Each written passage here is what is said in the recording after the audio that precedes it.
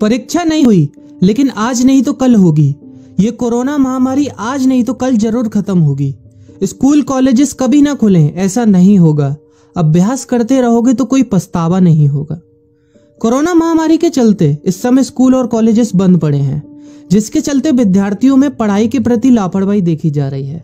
इसी को देखते हुए मुंबई के एक स्कूल में हमारे पुराणों में लिखित एक कहानी सुनाई गई और विद्यार्थियों को इस कहानी के जरिए एक मैसेज दिया गया, एक सलाह दी गई।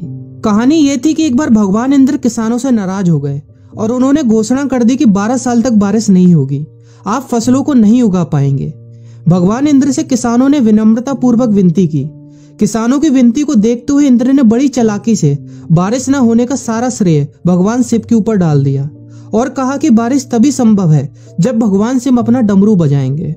लेकिन इंद्रदेव भगवान शिव के साथ पहले ही गुप्त रूप से चर्चा कर चुके थे और उनसे किसानों के साथ सहमत नहीं होने के लिए भी अनुरोध कर चुके थे।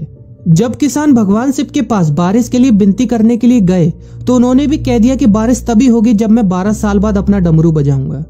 निराश होकर वापस लौटते किसानों ने 12 साल तक इंतजार करने का फैसला किया।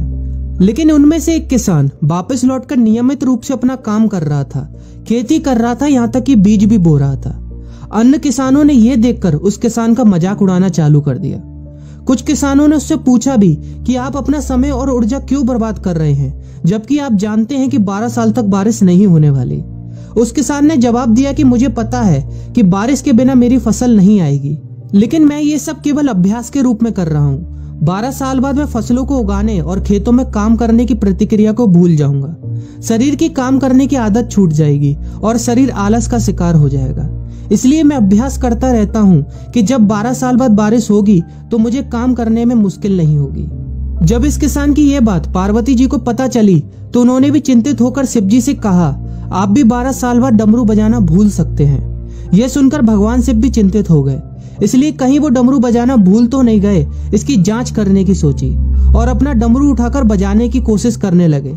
कोशिश करते हुए जैसे ही डमरू से आवाज आई वैसी बारिश होने लगी और जो किसान नियमित रूप से अपना काम कर रहा था उस किसान का खेत फसलों से हरा भरा हो गया।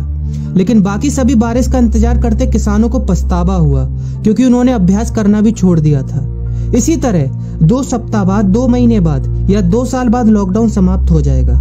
कोरोना महामारी भी खत्म हो जाएगी। इसे घूरने या इस महामारी के खत्म होने तक का इंतजार करने से बेहतर है कि आप जिस कक्षा में हैं या जिस अगली कक्षा में जाने वाले हैं उसका अध्ययन करें। पुस्तकों का अध्ययन करके अपने कौशल को तेज करें। आपके पास जो ज्ञान है उसे और बढ़ाएं। इस समय का इस्तेमाल करें और ये सोचें कि आप और भी बेहतर कैसे कर सकते हैं, क्योंकि डमरू कभी भी बच सकता है। इसलिए अभ्यास करते रहें। अभ्यास ही गुणवत्ता का सार है। अभ्यास ही है जो आपको किसी भी क्षेत्र में पूर्ण बनाता है। अगर आप अपनी पढ़ाई के प्रति लापरवाही छोड़कर अभ्यास करते रहेंगे तो जब काम करने का समय आएगा, जब भी परीक्षा देने का समय आएगा, तो आप हर चुनौती और अपने हर क्वेश्चन का जवाब देने के लिए तैयार रहेंगे।